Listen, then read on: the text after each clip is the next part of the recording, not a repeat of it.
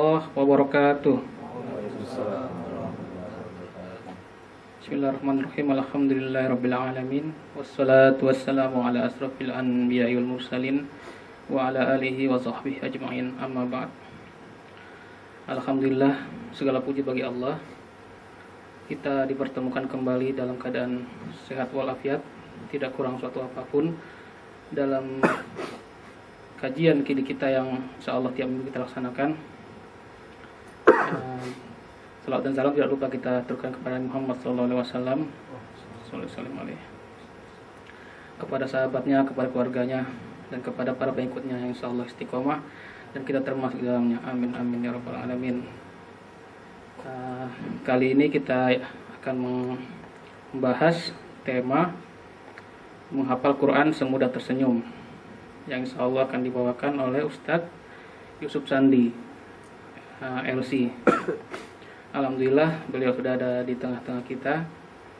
Untuk mempersingkat waktu, marilah kita baca Bismillah. Bismillahirrahmanirrahim. Pada Ustadz kami persilahkan. Bismillahirrahmanirrahim. Assalamualaikum warahmatullahi wabarakatuh. Innal hamdalillah nahmaduhu wa nasta'inuhu wa nastahdi wa na'udzu billahi min shururi anfusina wa sayyiati a'malina. May yahdihillahu fala mudhillalah wa may yudlilhu fala hadiyalah. Ashhadu an la ilaha illallah wahdahu la syarika lah wa ashhadu anna Muhammadan abduhu wa rasuluh. Allahumma salli ala nabiyyina Muhammadin wa ala alihi wa ashabihi wa man tabi'ahu bi ihsanin ila yaumiddin. Bapak-bapak, saudara-saudara yang dimuliakan Allah Subhanahu wa taala, alhamdulillah kita bersyukur kepada Allah Subhanahu wa taala. Pada siang hari ini Allah berikan kepada kita kesempatan, kekuatan, kesehatan sehingga kita dapat hadir di tempat ini untuk melaksanakan kewajiban kita kepada Allah Subhanahu wa taala, yaitu salat zuhur secara berjamaah. Yang kemudian kita lanjutkan dengan kita berbagi ilmu antara satu dengan yang lain. Bapak-bapak, saudara-saudara yang dimuliakan oleh Allah Subhanahu wa taala, berbicara tentang Al-Qur'an, sebenarnya kami punya salah satu tema training yang sudah sekitar 2 tahun kami lakukan, yang kami sebut dengan menghafal Al-Quran semudah tersenyum, ya. Alhamdulillah saya bersama Ustadz Bobi Heribowo itu sudah sekitar 30.000 orang lebih yang sudah mengikuti training ini. Dan insya Allah pada siang hari ini saya sedikit akan menyinggung tentang motivasi Al-Quran. Kenapa sih harus kita menghafal Al-Quran? Kenapa sih kita harus selalu membaca Al-Quran, membaca ayat-ayat Allah Subhanahu wa taala? Kemudian bagaimana mendawamkan diri kita supaya kita selalu tergerak untuk membaca Al-Quran setiap hari. Dan juga yang terpenting adalah bagaimana supaya kita punya motivasi dan punya dorongan bagi diri kita untuk tak sekedar membaca Al-Quran, ya, tetapi ya kita tambahi hafalan-hafalan kita, sehingga pada saat kita mau salat tahajud kita punya modal, ya. Jadi bukan hanya surah-surah itu saja yang kita selalu baca, ya. Bapak-bapak, saudara-saudariku dimuliakan oleh Allah Subhanahu wa taala, berinteraksi dengan Al-Qur'an baik dengan membacanya, kemudian kita mempelajari maknanya, lalu kemudian kita amalkan dalam keseharian kita. Apalagi kalau sampai kemudian kita bisa ajarkan kepada orang lain, justru disitulah letak keberkahan Allah Subhanahu wa taala. Dan itu yang disebut dengan tilawah, ya. Ada qiraah, ada tilawah. Nah, ini yang disebutkan dalam Al-Qur'an itu banyak istilah-istilah tilawah. Ini yang banyak disebutkan oleh Allah Subhanahu wa taala. Dan kalau kita kembali kepada surah ke-35, surah Fatir ayat 29 dan ayat 30, pada ayat ini Allah Subhanahu wa taala memberikan kepada kita sebuah dorongan yang sangat luar biasa untuk membaca Al-Quran, untuk selalu membekali diri kita dengan bacaan ayat-ayat Allah Subhanahu wa taala. Karena disinilah sumber keutamaan yang Allah akan berikan kepada kita semua, ya. Bahkan di tempat lain saya sering menyebut ayat ini sebagai ayat kunci mendapatkan berkah Allah Subhanahu wa taala, ya. Bahwa kalau kita pengen hidup kita berkah, jangan tinggalkan ketiga hal ini. Dimanapun kita bekerja, apapun profesi kita, dalam sibuk apapun, jangan sampai kemudian kita meninggalkan ketiga hal ini. Dan salah satunya adalah dengan kita membaca Al-Quran. Maka kemudian Allah Subhanahu wa ta'ala menyatakan dalam surah Fatir ini, A'udzubillahi minasyaitonirrajim, Innal ladzina yatluna kitaballah wa aqamus shalah wa anfaqu mimma razaqnahum sirran wa alaniyah yarjuna tijaratan lan tabur. Sesungguhnya orang-orang yang selalu membaca Al-Quran, membaca ayat-ayat Allah, wa aqamus salata, kemudian yang kedua mereka menegakkan salat, yang ketiga wa anfaqu mimma razaqnahum sirran wa alaniyah, mereka menginfakkan harta yang Allah berikan kepada mereka sirran wa alaniyah, baik secara sembunyi-sembunyi maupun secara terang-terangan. Yarjuna tijaratan lan tabur, kata Allah, mereka itu adalah orang-orang yang mengharapkan perniagaan yang tidak akan mengalami kerugian. Jadi Allah sebutkan ketiga amalan ini sebagai pertama, perniagaan yang tidak bakal mengalami kerugian. Yang kedua, liwaffiyahum ujurahum wa yazidahum min fadlihi. Siapa yang mendawamkan ketiga hal ini, Allah akan berikan kepada mereka, dan ini balasan yang kedua, Allah akan berikan kepada mereka balasan yang sempurna, pahala yang sempurna. Wa yazidahum min fadlihi, kemudian yang ketiga, Allah akan berikan tambahan rezeki. Nah, inilah yang paling kita suka, begitu Pak, ya. Ya, akhir tahun kita dapat bonus, ya. Mau lebaran dapat apa? Dapat THR, begitu ya.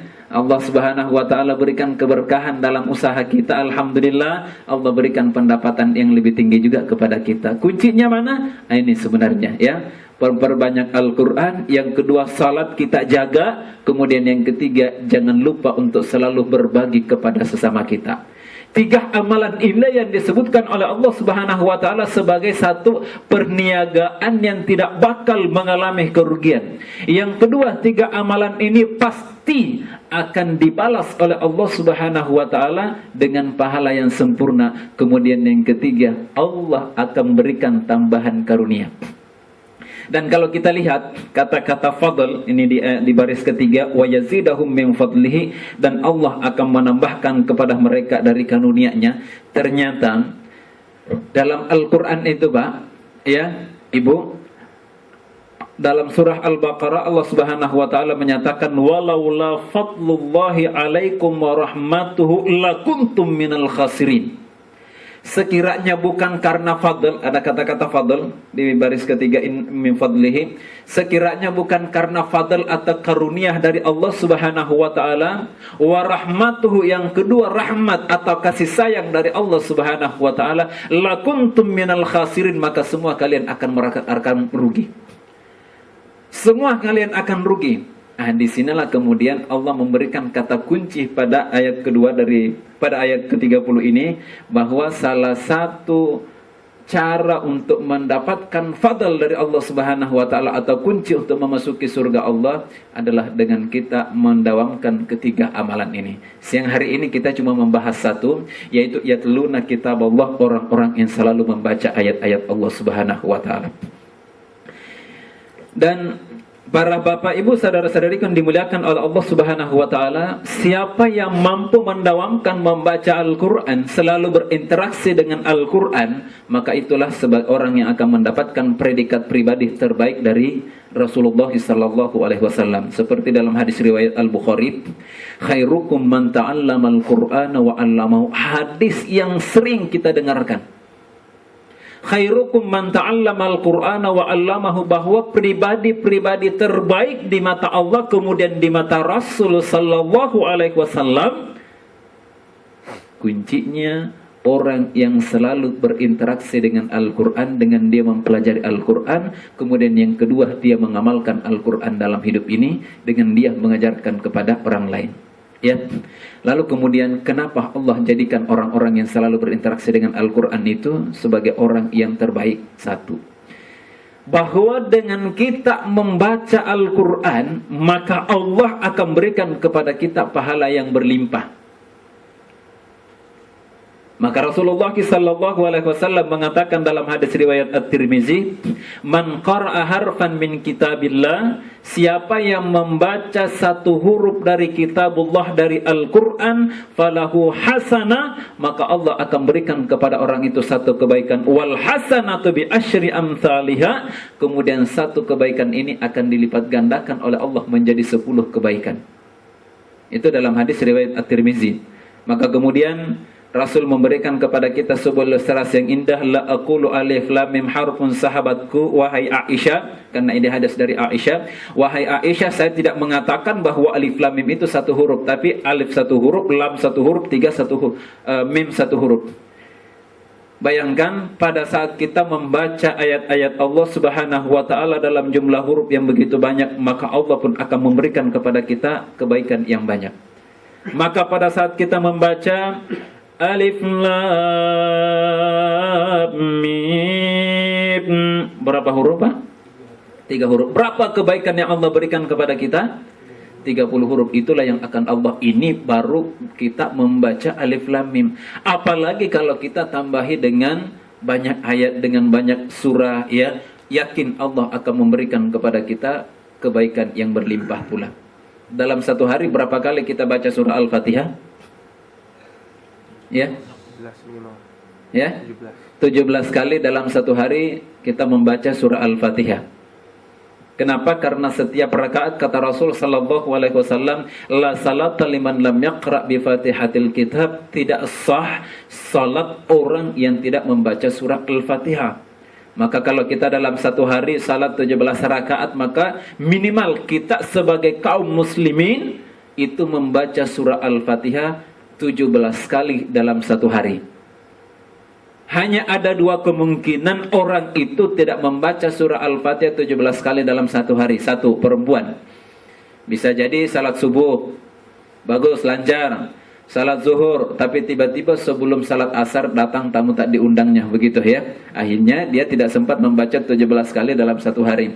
Yang kedua, kita mengadakan perjalanan ke Bandung atau mungkin perjalanan ke wilayah Tangerang dan seterusnya, maka kemudian kita mengkasar salat kita. Salat zuhur yang tadinya 4 rakaat, 4 kali baca Al-Fatihah, maka kita cuma cukup mengambil 2 rakaat. Kenapa? Karena kita melakukan jamak kasar pada saat itu. Akhirnya Al-Fatihah tidak sampai 17 kali dalam satu hari.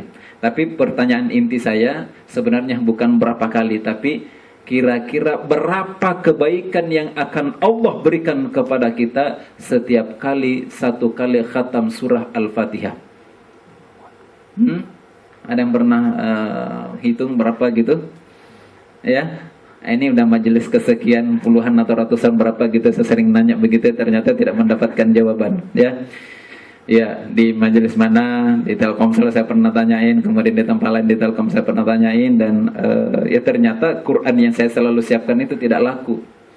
Kenapa? Karena pertanyaan saya tadi, berapa kebaikan yang Allah akan berikan kepada kita kalau kita 1 kali khatam surah Al-Fatihah?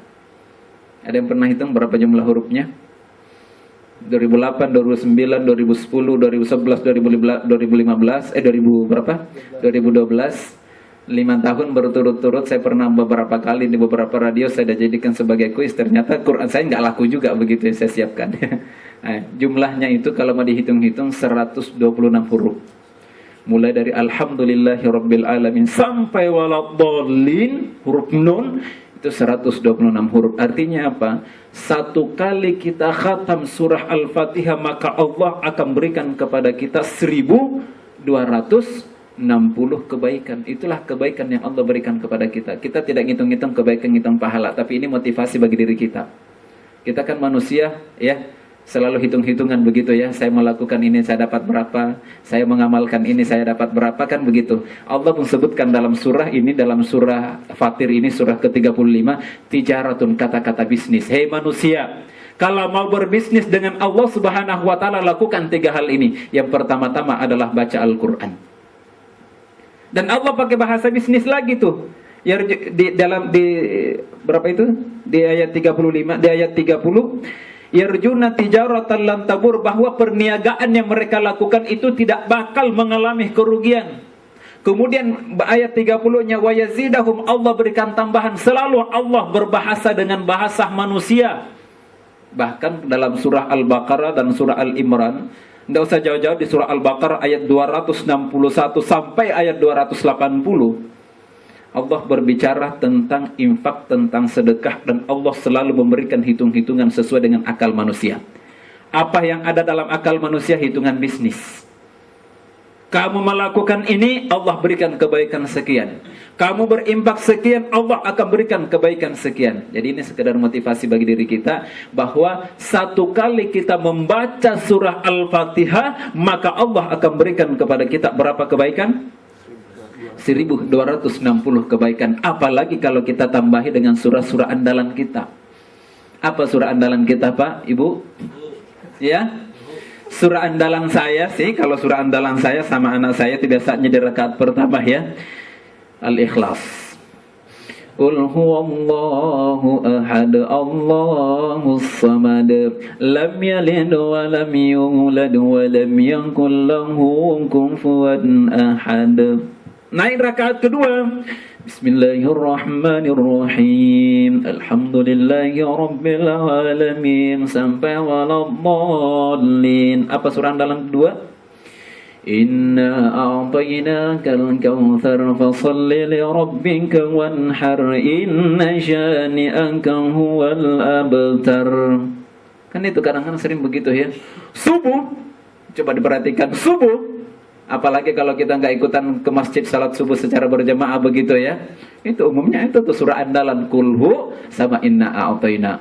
Datang salat zuhur, kita salat sendiri, itu lagi tuh yang kita baca. Entar salat sebelum kita pulang, sebelum salat asar, itu lagi surah yang kita baca. Sampai di rumah anak kita nanya, kok papa tadi salat subuh kok inna a'taina sama kulhu? Pak, emang enggak ada surah lain, Pak, ya kan begitu ya. Sampai anak saya pun pernah protes seperti itu. Anak saya usianya 5 tahun, nanya begitu.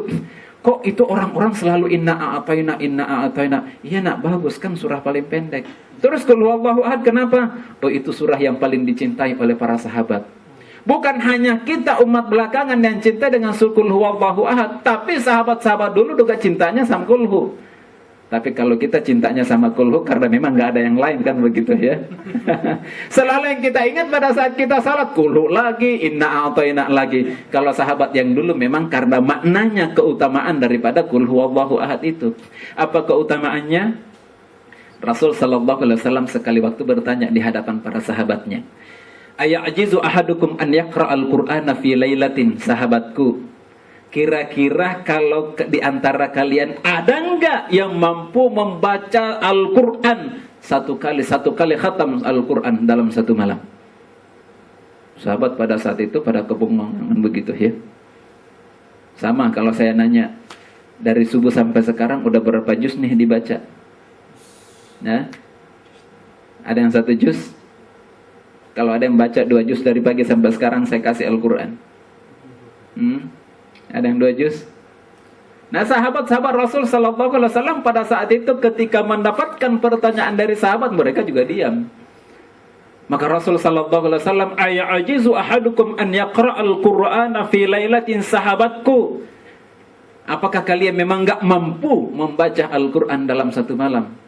Maka kemudian sahabat-sahabat pada saat itu mengatakan, ayyuna yatiqu dzalika ya Rasulullah? Ya Rasul, emang siapa yang mampu wahai Rasul membaca Al-Quran satu malam, satu kali khatam? Emang siapa yang mampu melakukan itu wahai Rasul? Akhirnya pada saat itu yang hadir masih anak muda. Yang hadir pada saat itu namanya Ali bin Abi Thalib. Siapa itu? Menantunya Rasul sallallahu alaihi wasallam. Beliau pada saat itu belum jadi mantu Rasul. Maka kemudian dia mengatakan, wahai Rasul sallallahu alaihi wasallam, saya mampu melakukan wahai Rasul.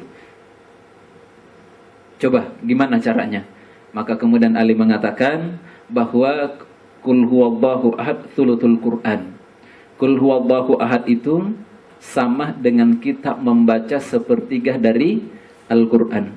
Maka pada saat kita membaca setiga kali Qul huwallahu ahad, maka sama dengan kita membaca satu Al-Quran. Itu kata Rasul sallallahu alaihi wasallam, Qul huwallahu ahad thuluthul Quran. Qul huwallahu ahad itu sama dengan kita membaca sepertiga Al-Quran. Tapi jangan sampai kemudian hanya itu yang kita ulang-ulang terus begitu ya. Subuh hari habis salat subuh, alhamdulillah kita baca 3 kali. Ya nggak apa-apa, kita dapat pahala. Tapi dari pagi sampai sore nggak ada yang kita baca selain daripada Qul huwallahu ahad begitu ya. Sama yang kita lihat, perhatikan Al-Quran. Yang lecek begitu Yasin kan begitu ya. Tapi surah-surah yang lain, ini makanya surah An-Nisa nuntut tuh. Saya ini surah An-Nisa yang artinya katanya perempuan di dunia ini paling banyak perempuan, tapi kok saya jarang dilirik sama perempuan ya. Mungkin karena saya panjang gitu ya, dan seterusnya. Padahal yang panjang-panjang mah disukai sama perempuan ya. Yang lain yang tinggi-tinggi ya. Bapak Ibu saudara-saudariku dimuliakan oleh Allah Subhanahu wa taala, maka dengan kita membaca Al-Qur'an maka Allah akan berikan kepada kita kebaikan yang berlimpah. Ya, dan ini bisa dibuktikan dalam keseharian kita. Tunjukkan kepada saya penghafal Al-Qur'an yang hidupnya melarat. Ada enggak? Saya dari Sabang sampai Merauke ketemu penghafal Al-Qur'an, alhamdulillah hidupnya sejahtera begitu ya. Alhamdulillah ada teman saya, sama-sama kita di pondok dulu tahun 94, beliau sudah hafal Al-Quran. Sampai hari ini, alhamdulillah beliau 30 juz dari Al-Quran, semua di luar kepala insya Allah. Hafal di luar kepala. Kalau kebanyakan kita kan juz 30 nggak masuk-masuk kepala Pak ya. Juz 30 kalau mulai 30 juz. Nah, alhamdulillah beliau ini 30 juz alhamdulillah kepala. Dan sekali waktu beliau dipanggil ceramah ke kota Makassar. Kebetulan saya sama-sama beliau orang Makassar. Jadi kalau omongan saya agak lembut, ya dipahami aja saya orang Makassar begitu Pak ya. Nah, alhamdulillah beliau pada saat itu mendapatkan undangan untuk ceramah di sebuah pengajian di kota Makassar. Maka kemudian pada saat itu karena beliau orang buta ya, mulai dari sejak lahir beliau nggak melihat. Alhamdulillah Allah berikan kekuatan kepada dia dan boleh bisa menghafal Al-Quran 30 juz, dan kemudian beliau menjadi dai, dan alhamdulillah dai masyhur, sering tampil di TV. Dan pada saat itu dia diundang oleh salah seorang orang kaya untuk pengajian di rumahnya. Maka kemudian setelah sampai di rumah itu ditanya, "Ustadz, nama siapa Ustadz?" "Itu sama murid saya." "Naik apa Ustadz?" Kami punya kendaraan." "Kendaraannya apa?" "Motor." Pada saat itu motornya motor jadul lagi ya, Yamaha jadul kan begitu. Nah kemudian alhamdulillah Allah berikan keberkahan bagi keluarga itu, bisnisnya lancar dan seterusnya, dia juga pengen berinfak. Maka setelah pengajian dia bilang sama Ustadz, "Ustadz kita jalan-jalan ya Ustadz, pakai mobil saya." Sampainya kemana? Setelah makan dibawa ke showroom. "Ustadz silakan pilih mobil mana yang Ustadz suka." Kamu itu udah tahu saya ini buta, ngapain saya disuruh milih mobil? Tuh silakan santri saya tunjuk yang mana. Alhamdulillah disuruh tunjuk mobil, dan pada hari itu juga dia pulang membawa mobil. Itu salah satu bukti kebaikan Allah bagi orang-orang yang selalu dekat dengan Al-Quran. Tapi satu pertanyaan saya tadi, tunjukkan kepada saya mana penghafal Al-Quran yang hidupnya melarat. Makanya para bapak-bapak, ibu-ibu yang di belakang masih ada yang single enggak? Masih banyak yang single. Kalau ada hafiz Al-Quran yang datang ngelamar, enggak usah deh, ditolak. Ya, hafiz Al-Quran kalau ada sudah hafal 30 juz, insya Allah hidupnya akan bagus. Ya, apalagi nanti kalau udah mau masuk surga begitu ya, ditarik masuk surga ya. Apalagi kalau ganteng kayak Dude Herlina begitu ya, kaya lagi, cakep lagi kan begitu, udah lebih mantap kan begitu, udah hafal Al-Quran lagi, udah pakainya nggak ada ditolakan lah begitu ya. Tapi ingat kata Rasul sallallahu alaihi wasallam, "Fadfar bidzatid taribat yadaka." Pengen ngelamar perempuan atau dilamar oleh laki-laki, lihat agamanya, terimalah orang itu karena agamanya, yakin Allah akan berikan keuntungan ya. Salah satunya dapat kita lihat dengan orang itu selalu berinteraksi dengan Al-Quran. Baca Al-Quran karena Allah akan berikan kepada kita kebaikan yang berlimpah. Makanya dalam beberapa, ini sampai jam berapa kita? Sampai 1:15 ya. Nah, Makanya Rasulullah SAW dalam beberapa kejadian, Rasul SAW selalu mendorong kepada sahabatnya untuk mereka sering-sering membaca Al-Quran. Ya, alhamdulillah saya sangat bahagia pada siang hari ini, ya, orang-orang yang memanfaatkan sebahagian dari waktu kerjanya untuk berinteraksi dengan Al-Quran, dengan mempelajari ayat-ayat Allah Subhanahu wa Ta'ala. Yakin Allah akan berikan keberkahan bagi kita semua.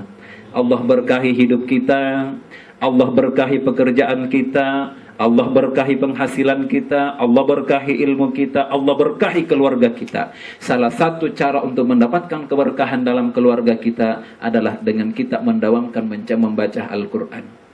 Kalau pada malam Jumat biasanya baca apa? Baca Yasin, ya. Boleh juga kalau kita tambahi dengan surah Al-Kahfi. Jadi bukan hanya Yasinan tapi Kahfian, begitu ya. Kahfian. Kenapa? Rasul sallallahu alaihi wasallam menyatakan, "Man qara'a surat Al-Kahfi lailatal Jum'ah," siapa yang membaca surah Al-Kahfi pada malam Jumat, adha'alahu minan nur, maka Allah akan berikan cahaya min tahti qadamaihi ila inanis sama. Cahaya itu akan berpancar dari kakinya sampai kemudian ke langit. Kita nggak tahu cahaya itu, tapi itu pernah diperlihatkan oleh Allah Subhanahu wa Ta'ala kepada sahabat Rasul sallallahu alaihi wasallam. Malam itu dia selalu mengulang-ulang membaca surah Al-Kahfi, dan dia punya anak yang masih kecil pada saat itu. Tiba-tiba pada saat dia baca surah Al-Kahfi, maka kemudian ada warna gelap yang turun di samping rumahnya dan kemudian mendekati kudanya. Kuda melihat warna yang agak hitam itu, maka kemudian dia meloncat pengen melepaskan diri, saking takutnya melihat awan-awan yang warna hitam itu. Maka setelah melihat kejadian tersebut, melihat kudanya mengamuk, ya, melihat kudanya ngamuk, maka kemudian pada saat itu sahabat ini kemudian keluar dari rumahnya, lalu kemudian memperhatikan kudanya. Kenapa kuda ini ngamuk? Ternyata di atas kudanya itu ada awan berwarna hitam. Maka pada saat sahabat ini keluar dan kemudian melihat hal itu, maka kemudian awan yang warna hitam ini, maaf saya berdiri, awan yang warna hitam ini kemudian naik dan kemudian berpancar ke atas, dan itu sinar yang sampai ke langit, dan itu diperlihatkan oleh Allah Subhanahu wa Ta'ala. Dan itu bisa kita rasakan dalam keluarga kita sebenarnya. Maka Rasul sallallahu alaihi wasallam menyatakan dalam hadisnya, "Majtam la yaqudu qaumun yadhkuruna Allah Ta'ala wa yatluna kitaballahi wa yatadarasuna." Tidaklah suatu kaum itu berkumpul untuk kemudian mereka membaca ayat-ayat Allah, maka Allah akan turunkan kepada mereka sakinah. Pada saat pernikahan kan kita selalu mendapatkan doa sakinah, mawaddah, warahmah, begitu ya. Salah satu kunci sakinah adalah dengan kita selalu berkumpul membaca Al-Quran, mempelajari ayat-ayat Allah Subhanahu wa Ta'ala. Maka saya selalu usulkan di keluarga manapun, minimal 1 kali sepekan kita kumpulkan saudara-saudara kita, kita kumpulkan anak-anak kita yang sudah punya mantu, kumpulin mantu sama anak cucunya. Buat apa? Kita membaca Al-Quran, dan di situ Allah akan menurunkan sakinah bagi keluarga itu. Ya, supaya apa? Anak-anak kita faham, anak-anak kita juga tertarik untuk membaca Al-Quran. Pada malam Jumat bukan hanya Yasinan, tapi apa tadi? Kahfian, membaca surah Al-Kahfi. Surah Yasin berapa ayat sih? 83 ayat. Berapa halaman? Ya, berapa halaman kalau surah Yasin? Kalau surah Al-Kahfi ada yang hafal surah Al-Kahfi? Surah Al-Kahfi itu jumlah ayatnya berapa? Kalau surah Yasin berapa menit kalau baca surah Yasin? Surah Yasin itu 3 halaman ya, lebih sedikit ya. Nah, kalau surah Yasin, kalau kata Ustadz Abdul Aziz Abdul Raub, kalau orang baca Al-Qur'annya itu lancar, insya Allah cuma 3 menit per halaman. 3 menit per halaman. Jadi kalau orang baca ya 3 halaman, maka butuh berapa menit? 9 menit. Kalau surah Al-Kahfi itu 11 halaman dikali 3 menit, berapa? 3 33 menit atau setengah jam. Kalau orang baca lancar, insya Allah 20 menit juga jadi. Saya sih biasanya antara 18 sampai 20 menit kalau baca surah Al-Kahfi. Itu kalau sudah agak lancar bacaan kita. Jadi kalau ada bacaan Al-Qur'annya satu halaman masih lebih daripada 30 menit, masih lebih dari 3 menit, itu artinya belum lancar bacaan Al-Qur'annya, begitu ya. Itu kata Ustadz Abdul Aziz Abdul Rauf, seorang anggota Dewan Hafiz Al-Qur'an ya. Nah, Bapak Ibu saudara-saudari yang dimuliakan oleh Allah Subhanahu wa taala, jadi malam Jumat baca surah Al-Kahfi, dan kemudian sebelum tidur kita biasanya baca apa? Baca Quran. Dengerin lagu. Apalagi nonton sinetron. Kayaknya mimpi buruk kalau nggak sampai nonton Haji Muhyiddin dulu sebelum tidur, begitu ya. Atau siapa lagi, Ustadz fotokopi, begitu ya. Kayaknya mimpi buruk kalau nggak nonton dulu, begitu ya. Padahal kalau kita lihat Rasul sallallahu alaihi wasallam, beliau itu sebelum tidur baca Al-Qur'an dulu. Rasul sallallahu alaihi wasallam ambil air wudu sebelum, kemudian kan ada petunjuknya begitu, sebelum Rasul tidur beliau wudu dulu. Setelah wudu maka kemudian kita membaca Al-Qur'an. Ada 2 surah yang tidak pernah ditinggalkan oleh Rasul sallallahu alaihi wasallam sebelum tidur. Surah apa? Satu surah As-Sajdah, yang kedua surah yang disebutin tadi, surah Al-Muluk. 2 surah inilah yang selalu dibaca oleh Rasul sallallahu alaihi wasallam sebelum beliau tidur. Surah As-Sajdah itu 3 halaman, 3 halaman, kemudian surah Al-Muluk itu 2 halaman lebih sepertiganya. Jadi butuh 2 halaman lebih sepertiga, berarti 7 menit ditambah dengan 3 kali 3 9 menit, berarti berapa tuh? 16 menit. Itulah waktu yang disiapkan oleh Rasul sallallahu alaihi wasallam sebelum beliau tidur untuk membaca Al-Qur'an. 16 menit Rasul sallallahu alaihi wasallam membaca Al-Qur'an secara khusus. Apa itu surah apa tadi? As-Sajdah sama surah Al-Muluk. Pada saat beliau berada di atas tempat tidurnya, di tempat pembaringan, Rasul sallallahu alaihi wasallam kembali membaca ayat kursi, Qul huwallahu ahad 3 kali, Qul a'udzu birabbil falaq 3 kali, Qul a'udzu birabbin nas 3 kali. Pahalanya berapa? Tidak terhitung pahala berapa kebaikan yang akan Allah berikan kepada kita. Nah, ini diantaranya mengapa Rasul sallallahu alaihi wasallam selalu menganjurkan kepada kita untuk membaca Al-Qur'an, supaya apa? Kita mendapatkan kebaikan yang berlimpah dari Allah Subhanahu wa taala. Yang kedua, dengan kita merajin-rajin membaca Al-Qur'an, maka Allah akan memberikan syafaatnya kepada kita. Maka Allah, Rasulullah sallallahu alaihi wasallam memberikan kepada kita sebuah ilustrasi yang sangat indah, bahwa pada hari kemudian nanti ada 2 amalan yang akan datang menghadap kepada Allah Subhanahu wa taala dan akan ngomong langsung ke hadapan Allah. Maka kemudian amalan pertama-tama, puasa kita akan maju ke hadapan Allah. Kemudian dia mengatakan, "Ya Rabbi, inni mana'tuhu anit ta'ami wasyarabi wasyahawati fasyafini fihi." Ya Tuhanku, ya Allah, dahulu orang ini selalu berpuasa, dia rela meninggalkan makannya, dia rela meninggalkan minumnya, dia rela tidak melakukan hubungan suami istri di siang hari karena dia melakukan ibadah puasa karenamu ya Allah. Fasyafi'ni fihi, ya Allah, saya adalah puasa orang itu, izinkan aku memberikan syafaat kepadanya. Itu puasa kita. Ada yang puasa hari ini? Puasa Senin Kamis, paling tidak dalam 1 bulan kita puasa 3 hari kata Rasul sallallahu alaihi wasallam ya. Puasa putih, ada namanya puasa putih, tanggal 13, 14 dan 15 puasa putih itu, tapi putihnya bukan seperti putih kejawen ya. Nasi putih, tidak lauknya lauk putih. Apa lauk putih? Pakai garam, pas makan pakai warna putih, begitu istrinya bangun pocong. Nah, itu puasa. Yang kedua, kata Rasul sallallahu alaihi wasallam, adalah membaca Al-Qur'an. Maka Al-Qur'an yang kita selalu baca, Al-Qur'an ini akan datang ke hadapan Allah Subhanahu wa taala, kemudian memohon syafaat. Ya Allah, inni mana'tuhu anin naumi bil laili fasyafini fihi. Ya Allah, orang ini dulu dia selalu menghidupkan malam-malam harinya, dia membaca Al-Qur'anmu, ya Allah, fasyafini fihi. Ya Allah, izinkan aku memberikan syafaat kepada orang ini. Fayashfa'an, maka kata Rasulullah sallallahu alaihi wasallam, puasa kita, Al-Qur'an yang kita selalu baca, kedua amalan ini kemudian diizinkan oleh Allah memberikan syafaat kepada kita.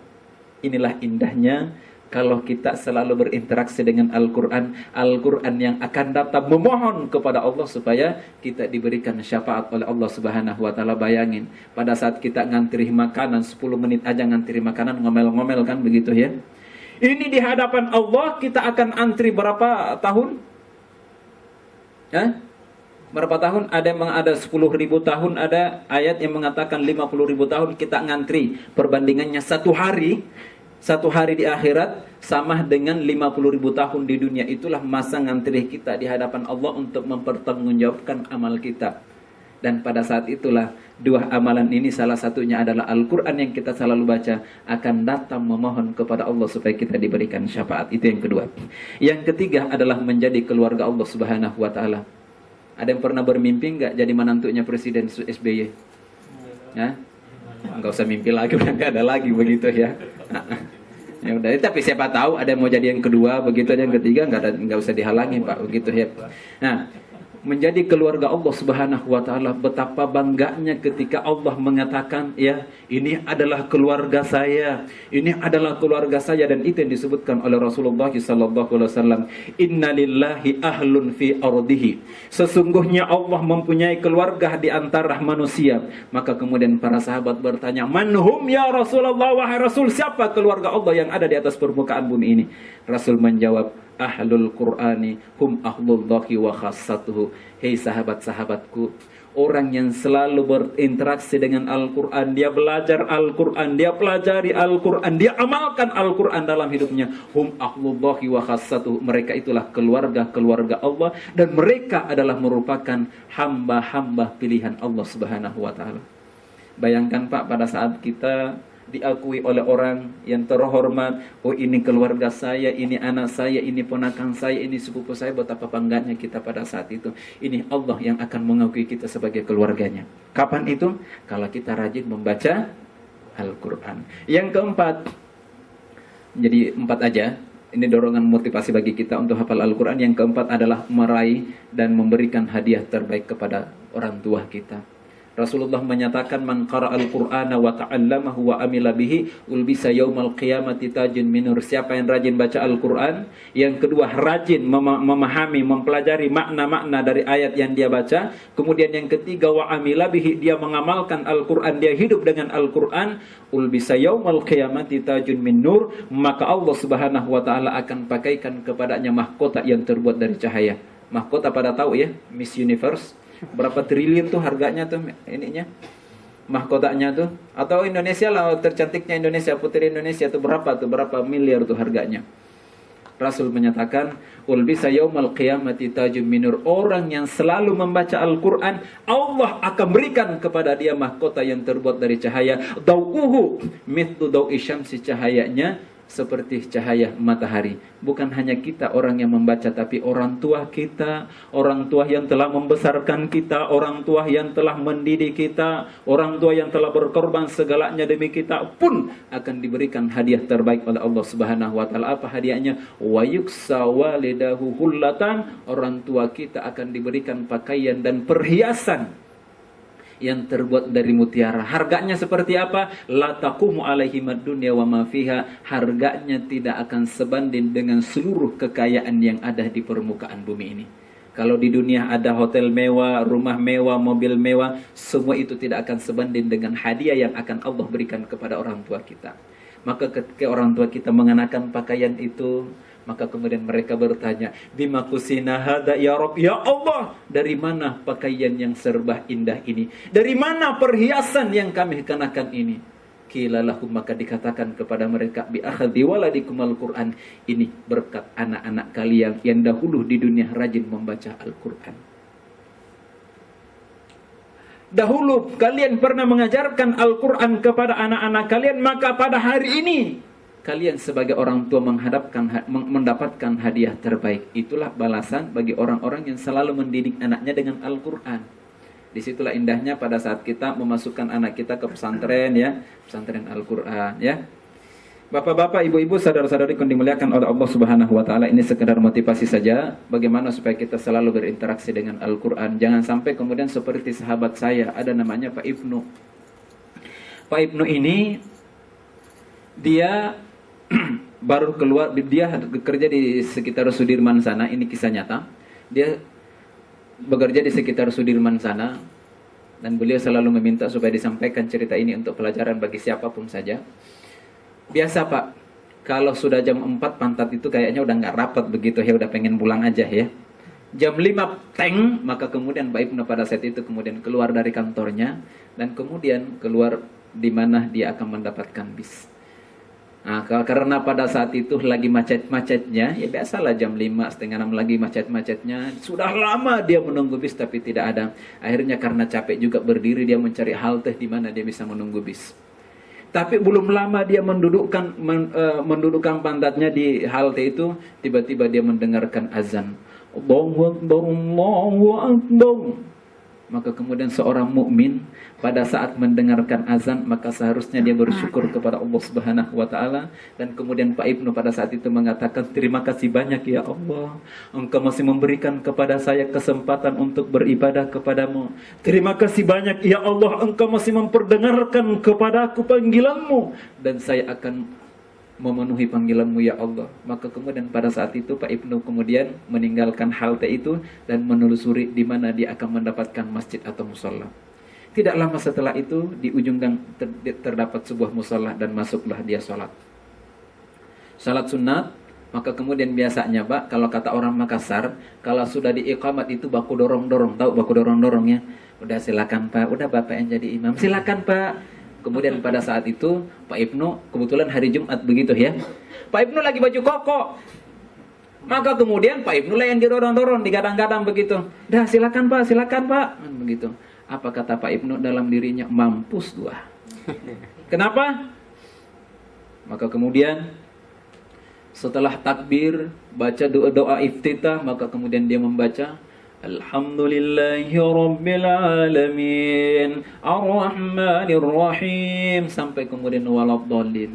Maka kemudian pada saat itu setelah waladhdallin dia tiba-tiba teringat, ya Allah, masa di rumah saya selalu baca surah andalan, sekarang saya jadi imam di tempat ini masa surah andalan lagi? Apa surah andalan tadi? Qulhu sama inna a'tainakal kautsar. Akhirnya apa? Dia tiba-tiba teringat dengan surah Al-Qadar. Apa surah Al-Qadar? Pokoknya surah ini selalu bikin keder. Nah, surah Al-Qadar. Inna anzalnahu fi lailatul qadar. Salah apa benar? Yang benar apa? Fi lailatul qadar. Maka kemudian pada saat itu jamaah yang mendengarkan bacaan itu membenarkan bacaan Pak Ibnu, dan kemudian jamaah di belakang itu mengatakan fi lailatul qadar. Maka kemudian Pak Ibnu mengulangi bacaannya. Bismillahirrahmanirrahim. Inna anzalnahu fi lailatul qadar. Ayat 1. Ayat 2. Wa ma adraka ma lailatul qadar. Salah apa benar? Yang benar apa? Lailatul Qadar. Maka kemudian dia membenarkan bacaannya dan kemudian kembali membaca wa ma adraka ma lailatul qadar. Ayat 3. Dia mau masuk ayat 3 bingung. Tadi saya baca fi lailatul qadar salah, yang benar adalah fi lailatul qadar. Ayat 2 saya baca wa ma adraka ma lailatul qadar, ternyata yang benar adalah wa ma adraka ma lailatul qadar. Ini ayat ketiga ini taltil apa tul nih? Saya pernah membaca di Facebook itu ngasih status taltil tul sebuah kisah di sore hari begitu ya. Akhirnya apa? Supaya selamat ya kita ambil wakaf. Kalau wakaf kan nggak ketahuan IAU apa begitu ya. Akhirnya pada saat itu Pak Ibnu kemudian membaca Laila Al-Qadar. Allahu Akbar.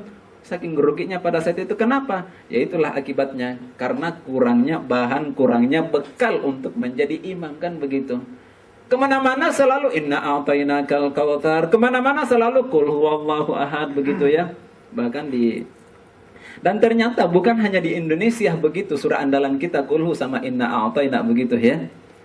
Di mana itu? Di Makau. Makau itu tempat salah satu negara bagian di Cina. Di depan ratusan jamaah begitu saya nanya, apa surah andalan kita Bu? Sama. Ternyata satu mazhab kita ibu-ibu di sini Pak ya. Mazhabnya apa? Mazhab kulhu sama inna a'tayna, begitu. Di Hong Kong juga begitu. Sampai ke Cina nanya lagi saya, apa surah andalan orang di sini? Ternyata sama, begitu. Kulhu juga sama inna a'tayna. Kenapa kulhu? Tapi di Cina saya mendapatkan jawaban, alhamdulillah jawabannya jenius. Kenapa? Dulu salah seorang sahabat Rasul sallallahu alaihi wasallam pada saat beliau memimpin perang, itu selalu salat selalu dengan kul huwallahu ahad. Setiap dia jadi imam salat, pimpinan perang sekaligus panglima begitu, sekaligus jadi imam juga dalam salat. Itu di zaman Rasul sallallahu alaihi wasallam. Ternyata pada saat itu yang selalu beliau baca adalah kul huwallahu ahad, kul huwallahu ahad. Kenapa? Maka kemudian para sahabat ngadu sama Rasul sallallahu alaihi wasallam, "Rasul, tuh panglima kita tuh. Kenapa panglima kalian? Tuh, panglima kita selalu yang dibaca adalah kul huwallahu ahad, kul huwallahu ahad." Maka kemudian Rasul mengatakan, coba tanya deh kenapa dia membaca itu. Maka kemudian dia mengatakan, "Ya Rasul, saya betul-betul sangat senang dan cinta dengan kul huwallahu ahad." Kenapa kamu cinta? Ya di situ ada asma Allah, ayat pertama, ayat kedua sampai ayat ketiga ayat ini, ayat 4 semua berbicara tentang Allah Subhanahu wa taala. Allahus samad, lam yalid wa lam yulad wa lam yakul lahu kufuwan ahad. Makanya saya senang wahai Rasul membaca surah ini dan saya sangat cinta dengan surah ini. Kalau kita cinta dengan kul huwallahu ahad karena memang jarang yang kita hafal ya. Sahabat ini karena betul-betul dia cinta karena di dalamnya ada asmaul husna, ada apa penegasan tentang Allah Subhanahu wa taala, maka kemudian Rasul mengatakan kalau kamu betul-betul cinta dengan kul huwallahu ahad ini, yakin bahwa Allah akan mencintai kamu. Yakin kalau kita cinta sama kul huwallahu ahad, maka Allah pun akan cinta sama kita. Dan kalau Allah sudah cinta sama kita sebagaimana dalam hadis qudsi, Allah akan memenuhi segala permintaan kita, Allah akan memenuhi segala harapan kita, Allah akan selalu memberikan lindungannya kepada kita, dan Allah akan selalu membimbing hidup kita. Itu kalau Allah sudah cinta sama hambanya. Jadi inilah sekedar motivasi bagi kita semua untuk selalu membaca Al-Quran, membaca ayat-ayat Allah Subhanahu wa ta'ala. Semoga Allah memberikan kepada kita kemudahan dan kekuatan sehingga kita selalu membaca ayat-ayat Allah Subhanahu wa taala. Sekedar informasi bahwa kami punya metode menghafal Al-Qur'an semudah tersenyum. Sebenarnya ini ada 4 metode utama yang kita pakai pada saat kita menghafal. Enggak terlalu rumit sebenarnya. Yang pertama metode kait. Ada yang pernah dengar metode kait enggak? Atau metode jembatan keledai. Itu dulu waktu saya kecil saya diajari ngapal. Misalnya begini. Untuk ingat nama saya tadi siapa? Gampang kan begitu ya. Wakil presiden kita siapa namanya dulu? Wakil presiden dari Makassar sana? Yusuf Kala. Yusuf Kala. Ustadz Yusuf yang sering ceramah di TV itu siapa namanya? Yusuf Mansur. Yang lagi berdiri di depan siapa? Yusuf Sandi. Nah itu salah satu diantaranya itu namanya kata kait, menkaitkan sesuatu. Ya. Kemudian yang kedua, baby reading. Anak saya di usia 3 tahun itu sudah bisa nyebut KFC, sudah bisa nyebut matahari, sudah bisa nyebut bulan. Kenapa? Di situ memang ada tertulis bulan, tapi bukan itu tulisan itu yang dihafal, tapi simbol. Itu yang disebut dengan baby reading. Maka setiap kali lewat taman mini itu ada kemudian tertulis Carrefour, mampir yuk ke Carrefour. Emang dia tahu bacaan Carrefour di situ? Enggak kan begitu. Atau ada taksi lewat, misalnya taksi apa Bluebird, tuh lewat Bluebird. Apa dia baca Bluebird? Tidak, tapi dia baca simbol itu. Nah itu teori kedua dalam KKM. Kemudian yang ketiga metode cerita. Cerita. Misalnya begini, pada saat kita pengen menghafal ayat 1 sampai ayat 5-nya surah Al-Waqiah, itu mudah sebenarnya kalau kita sudah tahu ceritanya. Maka kemudian kita membentuk sebuah cerita. Pak, siapa namanya tadi, Pak? Sandi. Pak Sandi juga namanya. Sandingan Sandinayawan begitu ya. Nah, coba sebutin 5 item deh, Pak. Sebutin aja 5 item apa gitu. Apa terserah yang ada dalam ruangan ini juga boleh. Kursi 1. Jam. Kemudian meja. Spanduk. Mic. Ada yang bisa dari belakang nggak, dari mic sampai ke awal, dari yang kelima sampai yang pertama? Yang bisa dibalik nggak? Bisa dibalik nggak Pak coba Pak? Yang kelima tadi apa? Mik. Kemudian yang keempat? Yang ketiga? Meja apa kursi? Meja. Nah terus? Kursi. Jam. Sendiri. Nah itu. Sebenarnya kalau mau lebih enak sih kita bikin dalam sebuah cerita gitu Pak ya.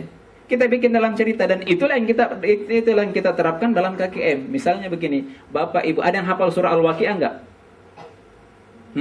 Ada yang hafal surah Al-Waqiah? Mau kaya enggak? Kata Rasul sallallahu alaihi wasallam, walaupun sebahagian ahli hadis mengatakan hadisnya ini dhaif ya. Mangkar Al-Qur'an, mangkar al-surat Al-Waqiah kulla lailatin lam tusibhu faqatun minad dunya. Siapa yang rajin membaca surah Al-Waqiah setiap malam, maka lam tusibhu faqatun minad dunya, maka dia tidak akan mengalami, tidak bakal kesenggol oleh kemiskinan selamanya. Makanya kan banyak diamalin orang, walaupun sebagian ahli hadis mengatakan hadis ini dhaif, begitu ya. Nah, surah Al-Waqiah, idza waqa'atil waqi'ah laisa liwaqa'atiha kadhiba, ayat 3, khafidatur rafi'ah idza rujjatil ardu rajja wa bussatil jibalu bassa. Ada 6 ayat ya.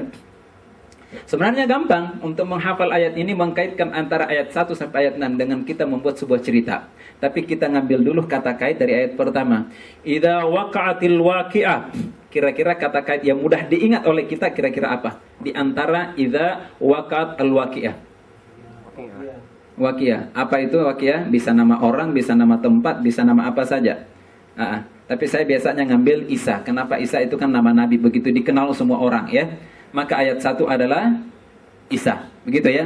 Plesetan idza, cara pengucapannya pun idza, begitu ya, karena itu sesuai dengan ilmu tajwid. Tapi kita ada sedikit metode plesetan. Jadi Isa, nama apa tadi? Nama Nabi. Kemudian yang kedua, laisa liwaqa'atiha kadhiba. Laisa liwaqa'atiha kadhiba. Kira-kira nama kait yang bagus, yang gampang kita ingat dari ayat kedua ini apa? Lisa. Jadi ayat pertama Isa, ayat kedua Lisa atau Laisa atau Lisa, gitu ya. Kita pokoknya yang mirip-mirip lah kan begitu ya. Kemudian yang ketiga, laisa liwaqatiha katiba khafidatur rafi'ah. Khafidatur rafi'ah. Rafi'ah, bisa ngambil rafi'ah nama orang begitu ya. Khafidatur rafi'ah. Tetapi biasanya kalau dalam metode kita yang kita sudah berikan kepada para jamaah itu adalah khafidatur rafi'ah, ada sedikit kata-kata khafidah itu supaya melengket otak kopi. Khafidatun kopi. Kemudian ayat 4. Idza rujjatil ardu rajja. Kira-kira kata-kata atau kata kait yang bisa diambil dari ayat 4 ini apa? Bisa idza rujjatil ardu rajjan, bisa rujak. Wa bussatil jibalu bassa, bisa kita ngambil kata busa begitu ya. Jadi ayat pertama tadi apa? Isa. Ayat kedua tadi Lisa. Ayat ketiga kopi. Ayat keempat rujak. Ayat kelima busa. Coba dibikin cerita dari ayat 1 sampai ayat 5. Ini sekedar pengingat aja bagi kita sebenarnya. Isa dan Lisa duduk minum kopi. Ya, setelah minum kopi mereka makan rujak. Akhirnya apa? Keracunan, maka keluarlah busa-busa dari mulutnya. Kenapa dibilang tersenyum? Memang kita harus bikin tersenyum orang kan begitu, daripada menghafal cemberut terus begitu ya. Jadi kita bikin cerita. Nah inilah makanya kunci ketiga adalah membuat metode cerita.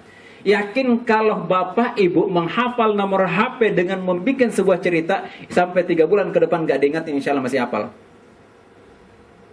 Bentuknya cerita. Misalnya nomor 1, apa biasanya nomor 1? Orang punya simbol masing-masing, pulpen misalnya kan begitu. Nomor 2, biasanya nomor 2 yang mirip-mirip nomor 2 yang ada gambar bebek, misalnya kan begitu ya. Nah itu yang kemudian kita bikin dalam sebuah cerita. 3, terserah kita mau kacamata itu 8 dan seterusnya. Nah itu kita bikin dalam sebuah cerita. Apapun yang kita bikin dalam cerita, insya Allah akan lengket di otak kanan kita. Kalau otak kiri kan kebanyakan pakai hafal begitu ya. Tapi ini memproses hafalan kita adalah otak kanan. Ada yang pernah ngikutin gak acaranya Senyum Quran di Jak TV? Kita ada program itu di Jak TV Senyum Quran, menghafal Al-Quran semudah tersenyum setiap 4:30 sampai ya persoalannya di situ. Kita lagi salat subuh gitu ya. Pulang-pulang dari masjid udah selesai itu. Ya. Ya. Inilah apa yang bisa saya sampaikan. Udah lewat waktunya ya. Jadi mudah-mudahan nanti suatu saat kita bisa mengadakan training hafal Al-Quran semudah tersenyum, atau mungkin mau seminarnya ya hafal Al-Quran semudah tersenyum sambil pijit-pijitan begini nih. Beneran asik bener. Saya lupa bawa videonya, saya tadi minta sudah tim, akhirnya saya seharusnya bawa laptop itu tapi masih dia di kantor, masih dikunci, saya nggak bawa, jadi punya bawaan ada di rumah gitu. Dan seharusnya ada begitu, ada kayak semacam review begitu ya. Ya kalau kita di Bidakara setiap tanggal 30, setiap minggu keempat hari Ahad, besok nih tanggal 31 itu ada di Bidakara menghafal Al-Quran semudah tersenyum. Tapi ikutin aja dulu di Jak TV 4:30 sampai jam 5 ada itu insya Allah. Sama kawan saya Ustadz Bobi yang langsung memandu itu. Demikian ya, kalau ada mau ditanyakan silakan. Baik Ustaz, terima kasih atas pemaparan materinya yang menarik. Cuma berhubung dengan waktu juga, kita mungkin tidak ada tanya jawab. Sebelum kita tutup, ini ada titipan Ustaz. Ada mungkin berita duka cita ya dari Ustaz Muhammad Zulfikarullah, guru kita juga. Anaknya yang bernama Wais, 10 bulan, lagi masuk di ICU Hermina Ciputat. Minta tolong didoakan Ustaz. Sekalian kita tutup. Iya, beliau kawan saya juga. Kawan yang tidak pernah ketemu, cuma telepon-teleponan. Saya sama-sama ngisi di Telkom. Beliau hari Kamis, saya setiap hari Selasa. Ya, ya mari kita mendoakan saudara kita yang saat ini dirawat, anak 10 bulan, Wais. Ya. Mudah-mudahan Allah Subhanahu Wa Taala memberikan kepada beliau kesehatan, Allah angkat penyakitnya. Astaghfirullahaladzim, astaghfirullahaladzim, astaghfirullahaladzim. A'udzu billahi minasyaitonir rajim. Bismillahirrahmanirrahim. Alhamdulillahi rabbil alamin, hamdan na'imin, hamdash syakirin, hamdan yuwafi ni'amahu wa yukafi mazidah. Ya Rabbana lakal hamdu wa syukru ma yanbaghi li jalalika wa 'azimi sultanik. Allahumma salli ala Muhammadin wa ala alihi wa ashabihi wa sallama tasliman katsira. Allahumma ighfir lil muslimina wal muslimat والمؤمنين والمؤمنات الأحياء منهم والأموات. اللهم ربنا لا تدع لنا ذنبا إلا غفرته ولا هما إلا فرجته ولا دينا إلا قضيته ولا حاجة من حوائج الدنيا والآخرة إلا قضيتها يا قاضي الحاجات ويا كافي المحمات يا أرحم الراحمين. Ya Allah, berikanlah ampunanmu kepada kami semua. Ampunilah dosa-dosa dan kesalahan-kesalahan kami, para orang tua kami ya Allah, ibunda kami, ayahanda kami, berikanlah ampunanmu kepada mereka. Ampunilah dosa-dosa dan kesalahan-kesalahan mereka. Mereka telah berkorban segalanya demi kami anak-anaknya ya Allah. Allahumma ya Rabb, saudara-saudara kami yang saat ini sedang terbaring di rumah sakit, sembuhkanlah mereka. Berikanlah kesembuhan kepada mereka, angkatlah penyakit-penyakit mereka ya Allah. Untuk anak saudara kami Wais, berikanlah kesembuhan kepadanya ya Allah. Sembuhkanlah dia dari segala penyakit yang menimpanya ya Allah. Berikanlah kepadanya kesehatan ya Allah ya Arhamar Rahimin. Fa innaka antas syafi, la syafiya illa anta shifaan la yughadiru saqama. Innaka antas syafi fashfihi ya syafi ya Arhamar Rahimin. Rabbana zalamna anfusana wa illam taghfir lana wa tarhamna lanakunanna minal khasirin. Allahumma ya Allah, siapapun di antara kami yang sedang berutang, lunasilah utang-utangnya ya Allah. Kami, saudara-saudara kami, para tetangga-tetangga kami, saudara kami dimanapun berada, lunasilah utang-utang mereka ya Allah. Bantulah mereka untuk melunasi utang-utangnya ya Allah ya Arhamar Rahimin. Allahumma ya Rabb, mudahkanlah lisan kami untuk selalu berzikir berzikir kepadamu ya Allah. Berikanlah kepada kami kekuatan untuk selalu beribadah dengan baik kepadamu ya Allah. Dan jadikanlah kami termasuk hamba-hambamu yang selalu berzikir dan bersyukur kepadamu ya Rabb. Rabbana atina fid dunya hasanah wa fil akhirati hasanah wa qina adzabannar. Wa sallallahu ala nabiyyina Muhammadin wa ala alihi wa ashabihi wa sallam. Subhana rabbina rabbil izzati amma yasifun wa salamun alal mursalin walhamdulillahi rabbil alamin. Syukran Ustaz. Semoga kajian kali ini juga menjadikan motivasi buat kita semua agar lebih dekat lagi dengan Al-Quran. Kita tutup kajian kita dengan membaca doa kafaratul majlis. Subhanakallahumma bihamdika asyhadu an la ilaha illa anta astaghfiruka. Assalamualaikum warahmatullahi wabarakatuh.